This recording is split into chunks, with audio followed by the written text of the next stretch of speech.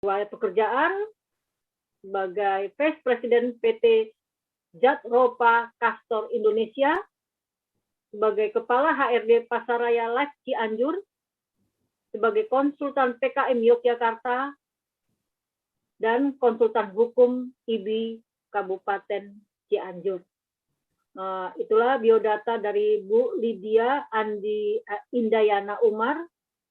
Sekarang kami persilahkan waktunya untuk menanggapi. Terima kasih. Ibu Lydia, silakan. Oke. Terima kasih kepada Ibu Moderator, Bu Noni, semua peserta. Terima kasih atas kesempatan yang diberikan. Assalamualaikum warahmatullahi wabarakatuh. Alhamdulillah pada kesempatan yang berbahagia ini saya dapat berkumpul ya bersama rekan-rekan hebat semua di sini. Bagaimana dari awal saya mengikuti kegiatan tadi ya, karena saya di sini sebagai penanggap. Saya mengikuti semua testimoni ya, dari mulai yang pertama ada yang ya dari semuanya sampai ke pemateri yang pertama, kedua dan ketiga. Ini semua kaitannya sangat terkait sekali ya, bahwa sebagai penanggap dan juga mungkin sebagai secara kasuistik perkara-perkara yang saya tangani, yang saya dampingi ya kan ya. Ini juga apa yang disampaikan oleh pemateri pertama, kedua dan kasih gopur aja di belakang. Pertama, kedua dan ketiga ini semua benar adanya dan sangat ada keterkaitannya sama sekali. Bahwa memang dalam tema yang begitu bagus sekali ini, bagaimana kita berusaha untuk mempertahankan rumah tangga ya, dengan berbagai alasan, dengan berbagai masalah, persoalan-persoalan yang tadi sudah disampaikan oleh pemateri pertama, kedua, dan ketiga, itu memang sangat mudah untuk kita berbicara secara teoritis. Tapi secara prakteknya memang ini sulit untuk mempertahankan semua itu, walaupun sudah ada solusi-solusi yang tadi diberikan. Berbagai persoalan yang sini diambil yaitu dua tadi ya permasalahan. Yang pertama yaitu tentang masalah keuangan dan yang kedua tentang masalah perselingkuhan.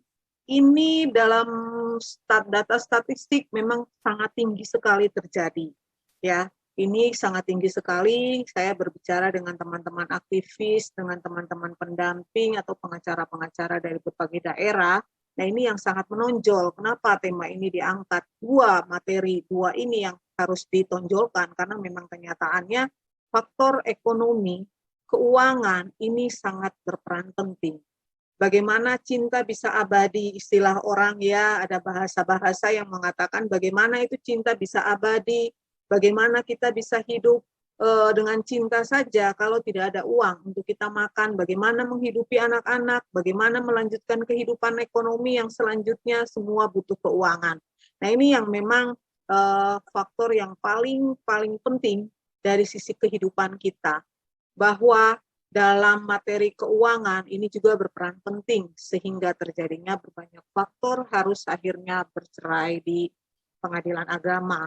Nah, karena memang faktor keuangan ini faktor utama ya, Kenapa tadi Pak Pur ya, Pak Haji Pur yang pertama, pemateri pertama, kedua dan ketiga itu menyampaikan bahwa keuangan ini ada di dominasi pertama karena memang kenyataannya seperti itu.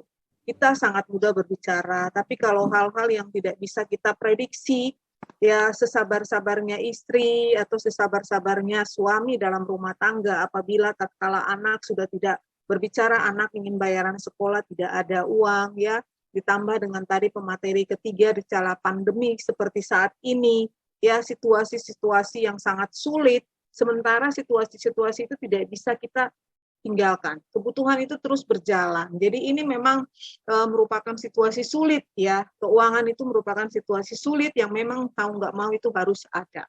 Tapi ingin saya sampaikan bahwa dalam beberapa hal saya pernah mendampingi beberapa korban ya, mendampingi beberapa orang yang ingin bercerai karena faktor ekonominya sudah tidak bisa dituntaskan. Suaminya sudah tidak bisa lagi bekerja dan karena ada pengaruh perselingkuhan, harta yang didapat semuanya habis karena suami berselingkuh.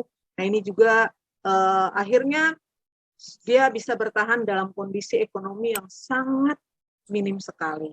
Ini ada satu keluarga karena memang dia punya tadi ada dari Pak Haji Komar ya, dari testimoni pertama dan kedua, hal-hal ini yang dipegang dalam keluarga, walaupun itu sulit. Ya, dengan kondisi yang sangat sulit dia bisa bertahan. Bagaimana dia bertahan dengan ekonomi yang sudah tidak pas-pasan, makan saja udah sulit, tapi bagaimana dia mempertahankan itu. Dan bahkan suaminya yang selingkuh dari awalnya kaya sampai sudah tidak punya apa-apa, tetap dia masih melayani suami dengan baik. Ini luar biasa. Memang ada beberapa perkara, mungkin 1 berbanding 10 yang mempunyai istri seperti ini ya. Nah, ini hal-hal ini penting sekali ya, bahwa memang dalam mempertahankan rumah tangga itu tidak mudah, terutama dalam persoalan-persoalan masalah ekonomi yang tadi disampaikan. Jadi menurut saya, ya memang faktor selingkuh tadi yang sudah disampaikan cukup pemaparannya yang cukup luas, cukup banyak sekali. Kalau menurut saya, ini semua kita kembali kepada diri pribadi kita yang menjalani. Ya kan, kalau kita menyatakan dengan teori-teori yang kita sampaikan tadi, ya, apakah kita sanggup melakukan itu untuk beberapa lama, beberapa tahun. Tadi dengan Pak narasumber pertama, dengan waktu 5 tahun, ya, pernikahan yang naik lagi sampai ke waktu yang bisa emas atau perak. Nah, ini hal-hal sulit yang memang harus kita menjadi pertimbangan juga bagi khususnya perempuan.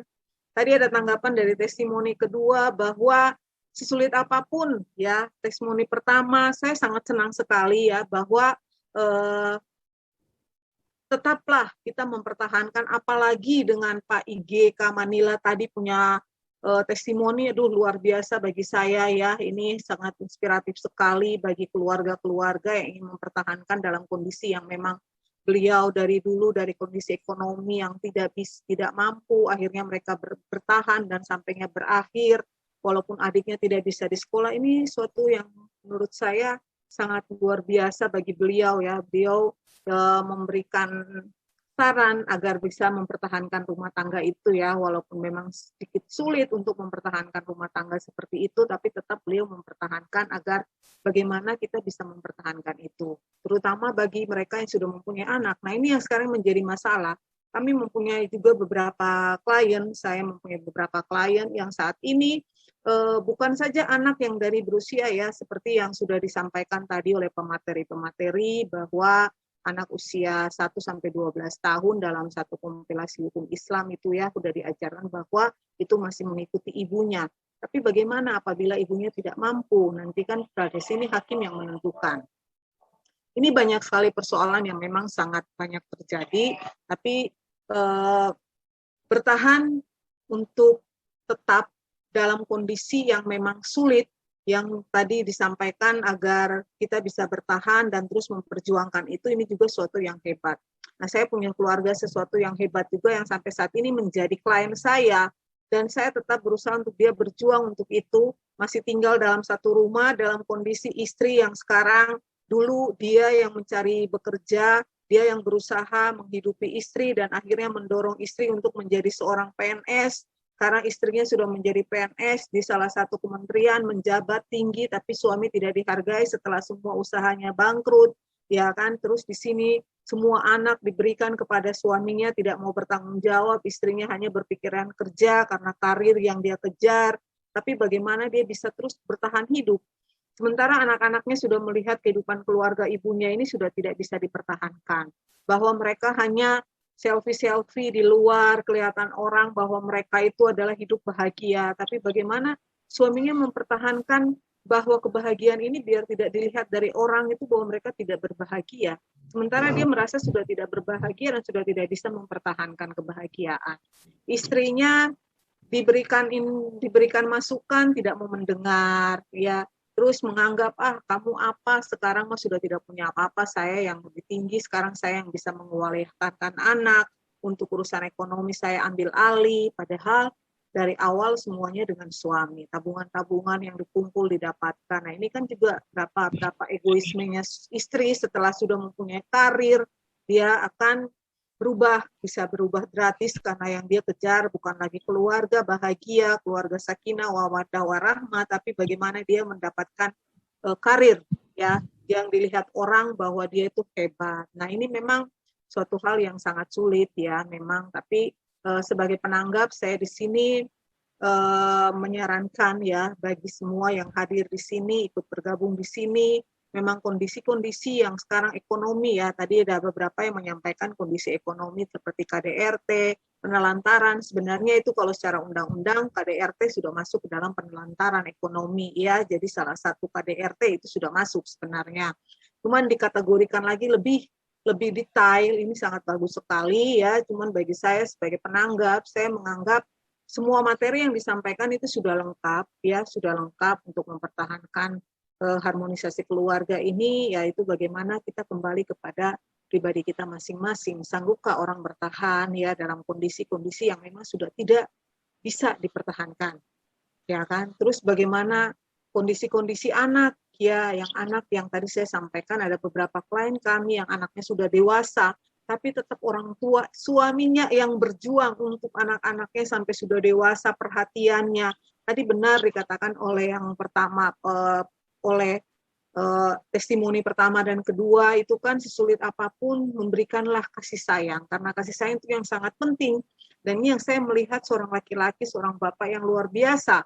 Semua kebutuhan anak dia penuhi, walaupun dalam kondisi ekonomi yang tidak punya. Tapi anak setiap pergi dia memberikan kasih sayang, memberikan support, sementara anak-anak itu tidak mendapatkan itu dari seorang ibunya. Nah ini ya, nah ini yang satu keluarga yang memang cukup luar biasa, dan saya melihat juga tadi dari Ibu Pratiwi ketiga narasumber bahwa perceraian terjadi di Jakarta itu cukup tinggi ya, 1 minggu, 1 bulan itu 300 dengan berbagai faktor. Salah satu faktor yang tadi disampaikan oleh para narasumber, ini juga memang benar dan tepat ya. Jadi ya kalau saya menanggapi persoalan-persoalan ini, ya memang semua persoalan ini terjadi. Dan beberapa penanganan perkara yang akhirnya saya berusaha untuk tidak melakukan perceraian di pengadilan, dan akhirnya ada yang sudah tidak sanggup, dan mau nggak mau kita bantu untuk harus melakukan perceraian. Karena sudah tidak bisa dipertahankan, ya kan, karena ini daripada saling mendolimi dan saling menyakiti satu dengan yang lain, mungkin ini yang terbaik dan akhirnya dikabulkan oleh hakim. Nah ini ya, hal-hal ini yang memang tadi kalau kita kembali bahwa awalnya kita hidup bahagia, tapi terakhir kita diuji oleh Allah ya dalam kondisi ekonomi. Nah ini kadang-kadang pasangan tidak bisa menerima, ya kan, satu yang lain. Akhirnya bukan saja yang kebanyakan ke saya itu, kebanyakan laki-laki itu banyak juga yang teraniaya, dan akhirnya mereka merasa tidak sanggup untuk harus terus berjuang. Sementara istrinya malahan yang ketahuan selingkuh, istri yang merasa lebih punya banyak harta, ya kan. Terus juga ya di samping itu ada juga perempuan yang masih tetap bertahan dalam kondisi suami sudah tidak bisa melakukan apa-apa lagi, baik secara seksualnya, suami tidak mampu. Ini ada satu keluarga yang umur usia 46 tahun yang sampai saat ini dia masih bertahan. Suami sudah tidak mampu secara seksual, secara ekonomi, tapi dia dagang, jualan keliling, ini yang cukup luar biasa untuk membiayai 2 anaknya. Nah ini yang banyak menjadi inspirasi juga bagi kita ya, tadi dari